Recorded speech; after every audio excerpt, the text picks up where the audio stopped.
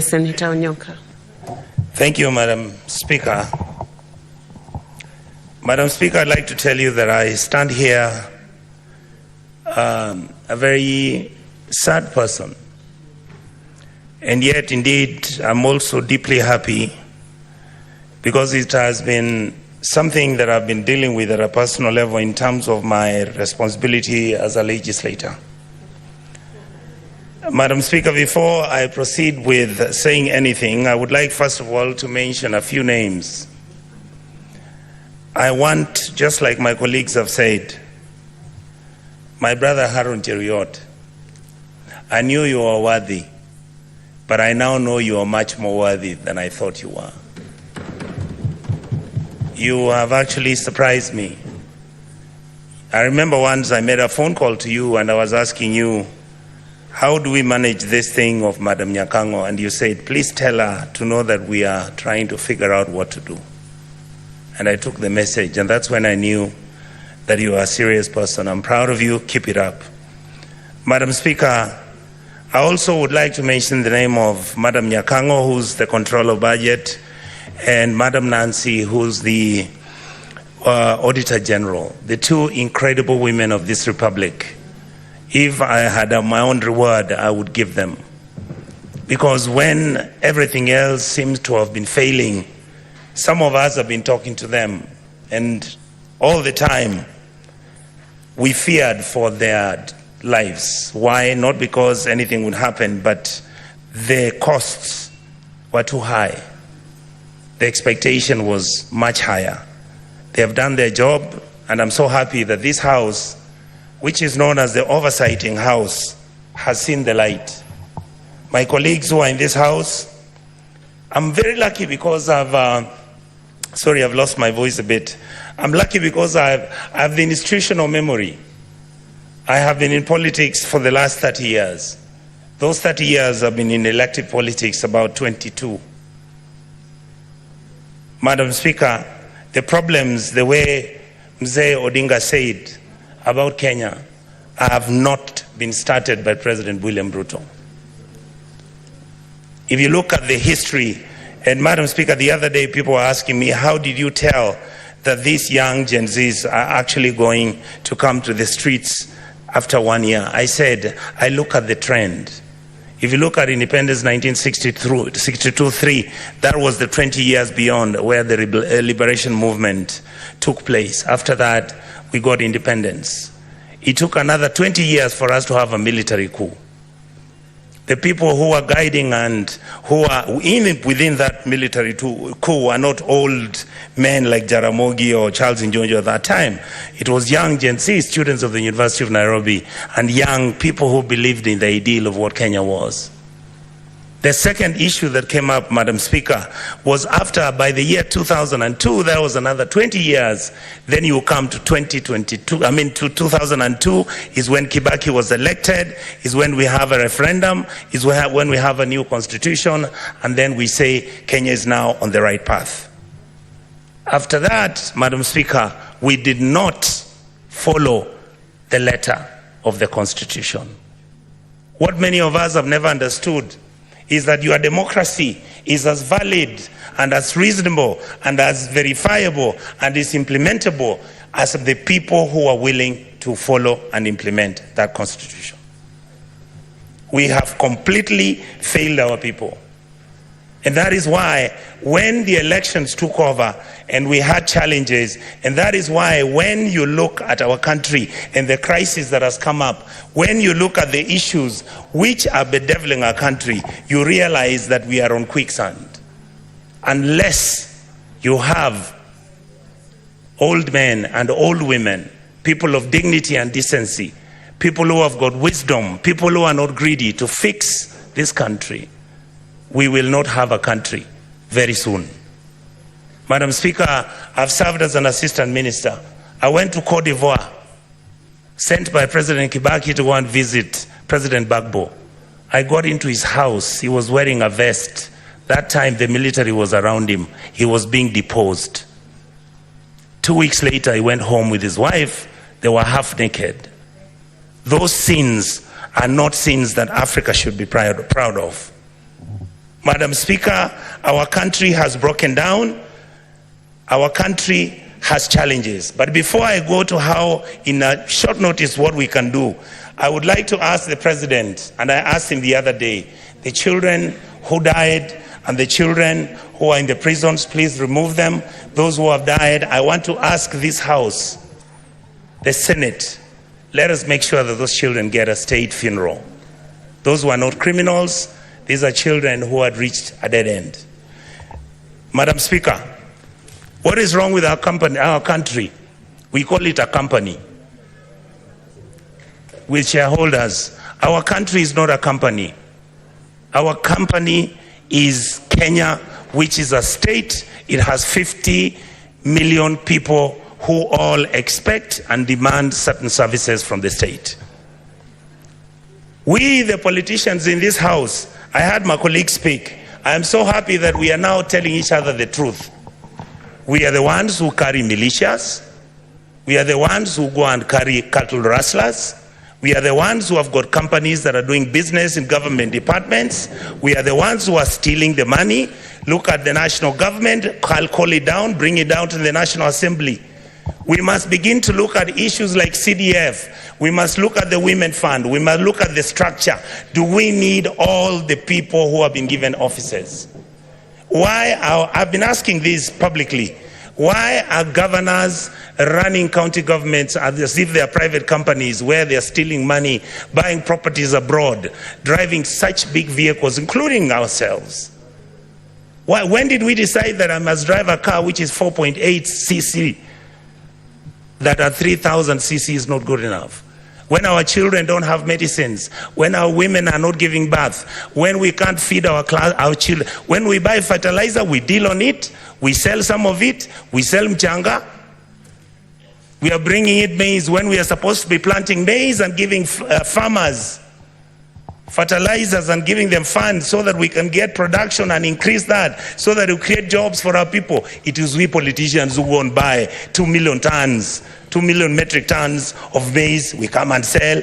We bring 3 million metric tons of sugarcane. Mumias is dying. Chemelil is dying. Sony Sugar is dying. Those are factories that used to employ people. Who are the biggest dealers of investment companies in Kenya? We, the political class.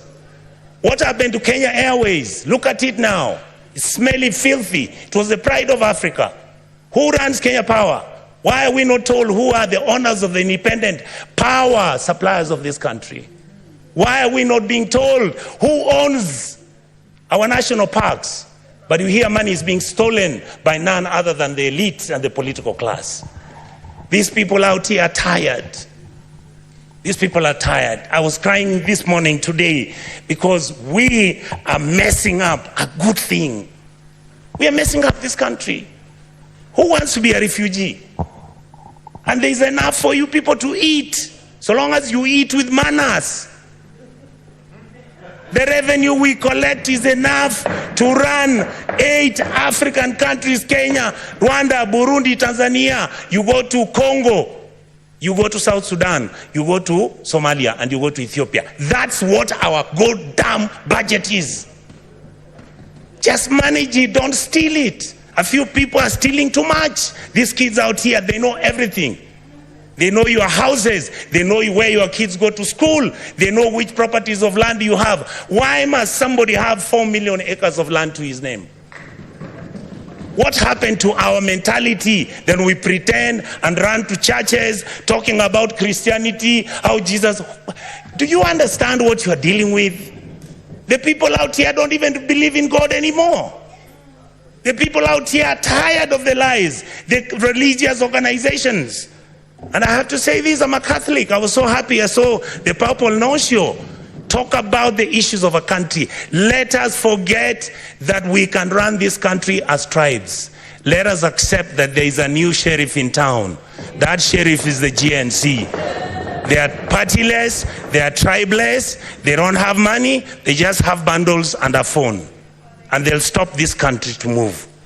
I would like to plead with the members of this House, when it comes to looking at what role our committees are playing. Look at what happens I want to thank my brothers Sifuna, my brother Chirargei. I want to thank Madam Dulo.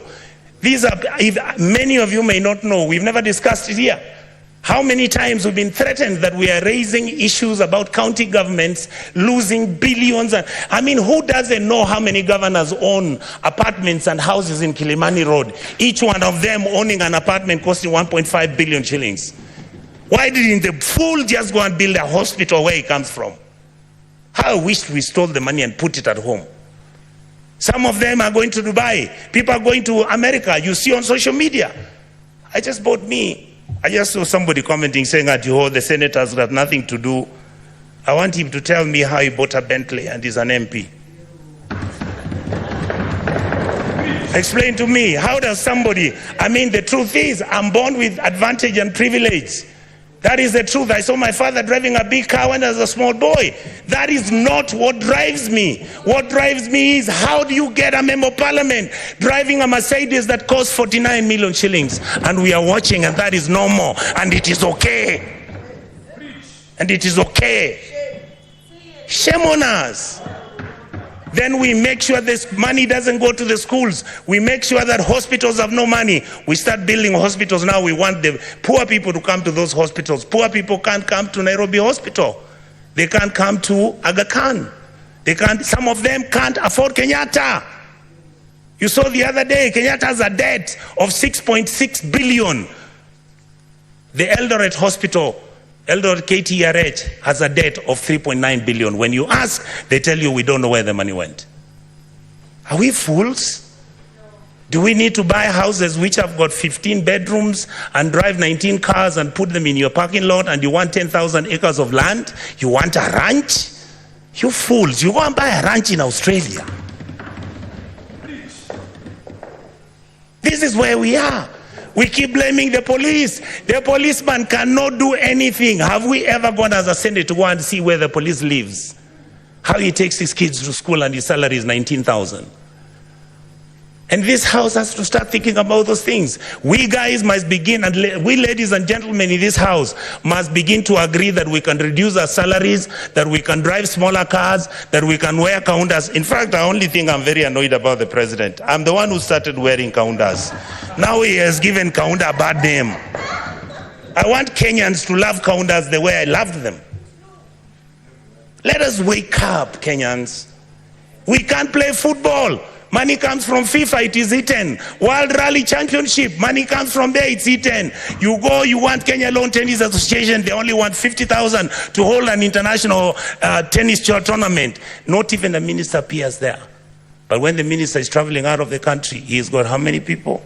Private jet, goes to Dubai, books one of those hotels, luxury hotels, and he comes back to Nairobi with the same 9 people he took with a private jet. And you assume that the Gen Zs don't know. These days they track you. They can know which private jet you took, where it went, and how it came back. Many of us are worried because either because of history or because of what has happened, we have got a lot of money now, we are owning so much land. Please allow us to have spatial planning. Your land, we can have an implemented law in this house to protect your even identity. But please don't stop stealing public land. Let us have mercy at our people. You saw people from Eldoret and Kakamega talking about, our chambers which our grandfathers left for us. Now you guys who are MPs and senators, you come, you chase us away, and then you throw us into court. You go and bribe the court. And I want to talk about the judiciary. We respect you. We know that you are most of the time under the pressure. We know there are certain things which you can even be blackmailed, but we want to hold you at a higher standard.